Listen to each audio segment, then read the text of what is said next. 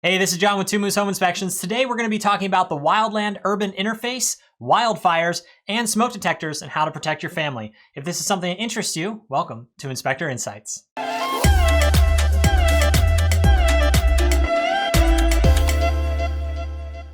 This video is going to act as an introduction or a gateway into the rest of the videos in this series, kind of a general overview of all the topics that we're going to talk about and the reasons why we're talking about them. So let's take a look.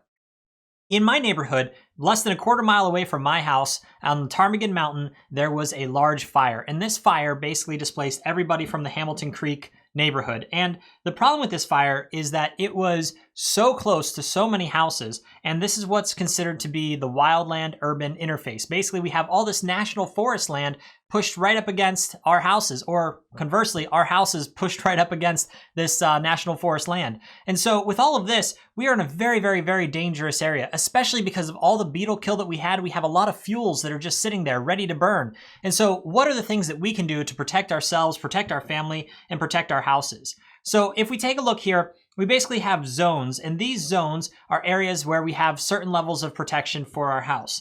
And so with these levels of protection, what we're talking about is what do we want to do from 0 to 5 feet to make sure that our house isn't going to catch on fire? What do we want to do from 5 to 30 feet to make sure that our house doesn't catch on fire? And then from 30 feet to 100 feet, what are the things that we want to do to make sure our house doesn't catch on fire? And there's a lot that can be done, and there's a lot of programs in our community that will give us either money in the form of a grant or give us the ability to get rid of a lot of our waste from cutting down all these dead trees and whatnot, and we have a chipping program in our area to get rid of all of this waste. And so we're going to discuss each one of those in their own separate video, but basically there are a lot of resources offered by Summit County government that really, really help to make sure that your house or your HOA for the entire complex can stay protected against fires as best as possible. So that's one of the things we're going to talk about. And the second thing we're going to talk about is smoke detectors. Now, this smoke detector, I think, is one of the originals from 1975, 76, something like that.